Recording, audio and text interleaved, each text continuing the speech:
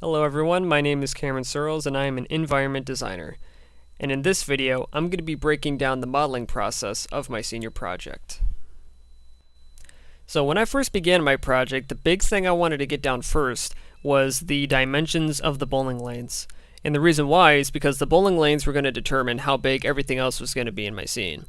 So I constructed the bowling lanes using a lot of reference images, having a bunch of measurements on them, and I tried to recreate it as best as I could using subdivisions to portray where the dots and the arrows are supposed to be, and I even used a cookie cutter technique at the pin deck, which is where the bowling pins are placed. I used a cookie cutter technique where I cut holes in and then I rewired some of the subdivs there so that way there aren't any faces with more than 4 sides. So after constructing the bowling lanes, I went ahead and constructed the approach floor for the bowling alley. And the approach floor is where people walk on, throw their bowling balls, where the ball returns are located, so you should know what I'm talking about there. Then after I got those down, then I went ahead and constructed the perimeter for my scene. Because now that I can visually see how big the bowling lanes are supposed to be, now I can see how much space is needed for the sitting area, the hallway, the arcade room, the cinema room, and a few other rooms that I constructed, but later down the line I wasn't able to complete due to time restrictions, the whole COVID-19 pandemic happening, and some other personal stuff. So after I got the perimeter down, I went ahead and created placeholders for objects that I would model down the line. And I wanted to make sure that these placeholders were accurate in their dimensions because I was going to take these placeholders, put them over into a new separate scene, and model everything from there. And also, I wanted to make them accurate because I wanted to see how much space is needed between the different objects. Like, for example, the arcade room. I have the pool table, the skee ball, air hockey, the foosball, some of the arcade machines. I had to make sure when I created these accurately that they have enough space in between each other so that people are able to roam around within the room. So after I was satisfied with all the placeholders I put in, I then went into work and started modeling in detail each placeholder. And the first placeholders I wanted to work on were the bowling alley assets, so the bowling balls and pins, the ball returns, and the scoreboard consoles. And I created these objects using reference images I found online so I could accurately recreate these to the best of my abilities. And some of these objects were pretty difficult to recreate. For example, the ball return. That was a bit more complex than I thought it was going to be because the body portion had some weird curvature and I was trying to figure out how am I going to make these little dents get bigger and bigger as they come out from the middle of the body to one of the ends. So that took some time to figure out. And the scoreboard consoles were also pretty tough because the one I chose to do was pretty sleek and modern, and I wanted to recreate it. However, what I didn't realize is that the portion where it splits off and meets the 2 different screens, that shape was, in lack of better terms, organic. So I had to spend a few hours tinkering around with vertices, trying to pull them together, make it look as accurate to the thing as possible. And after doing that and smoothing it out, it actually turned out alright. So next up is the sitting area, and the first model I decided to do was the sofa. And the sofas weren't too complicated to make, it's just that I had to pull some vertices around to make it look more stretched and worn out, give it its organic shape. And next I did the locker portion where I modeled the lockers, the shoe boxes where the bowling shoes would go into, and a sitting bench for people to put their shoes on. Then next up was the bar, where I modeled the stool first, then I worked my way up, making the countertops, the fridge, and the flat screen TV. And speaking of the flat screen TV, I will admit I spent a bit too much time on it because since my idea was to detail things as much as I possibly could, I went in and actually modeled in the ports on the side of the TV, including the cable and the power ports at the bottom. It's something I probably wouldn't do again, to be honest, but it just shows you how dedicated I am to make things as detailed as possible to make them look more real.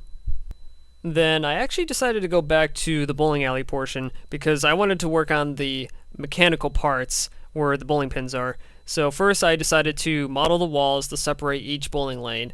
Then I did the cookie cutter technique to cut a hole out where the bowling balls would go into.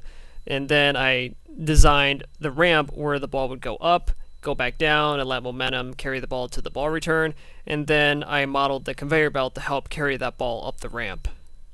And then I also modeled the pin resetter, which I decided to go very simple and just make it look like it's a cover with holes going in, because if you looked at pin resetters and you see all their different components, like, they are very complex. So I decided, like, you're not going to see that detail. So I just modeled the cover and the holes where the bowling pins would go into, and it gets the point across.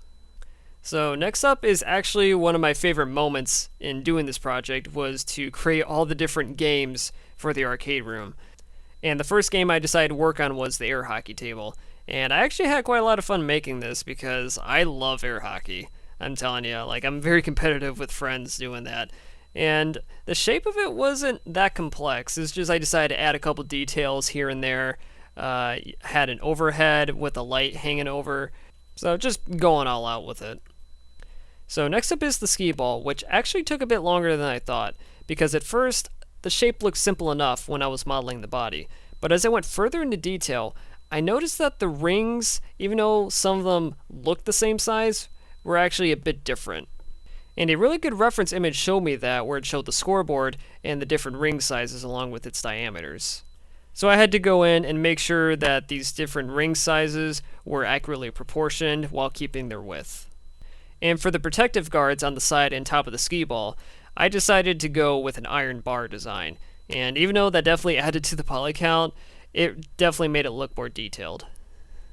Then after that came the arcade machines, which was a really unique challenge to tackle, because the body of their arcade machine was going to be the same for all the instances that were going to be there, which I think I made like 5 of them. But the button layouts were going to be different for each one. So what I decided to do was to model each controller onto one arcade machine. So that way, when it came to unwrapping the whole thing, I would just unwrap all the controls within the arcade machine within the UV set. So when it came to creating instances of the arcade machine, I could just get rid of some controllers, move them around, but I didn't have to do anything for unwrapping since all of it was unwrapped to begin with. So that actually saved me some time and work. Then next I decided to do the beer bottles, which I knew I had to create different variations of them. And thankfully, I did find a reference image that had 7 different types, and I decided to model 5 out of the 7. And then I also modeled 3 different types of caps, where one is a cork, one's a black plastic cap, and the third one is that fancy looking curvy metal cap that you see usually packaged with standard beer bottles. And of course, you can't have bottles without drinking glasses to drink from. So I created 3 different kinds, where there was a shot glass, a wine glass, and a tall glass. And thankfully, these reference images that I found had the diameters, so I was actually able to make these relatively quickly. And then finally, I modeled the foosball table, which was definitely the most complex model to make out of anything in the arcade room. And I actually had a lot of fun doing this because there was a lot of shapes that had to be reused, but the way I was able to model in where everything was supposed to be placed with the subdivisions, how I modeled the little player avatars, and especially with the little soccer ball trying to get the poly count right, it was definitely a very challenging yet really fun thing to do. And this was actually my favorite model made thus far. And I finally moved over to the cinema room, where I modeled in the seats, the projector, and the screen. Now, with the cinema seats, I followed the same tactics that I did with the sofa, pulling some of the vertices around, making it look a bit more organic, a bit worn.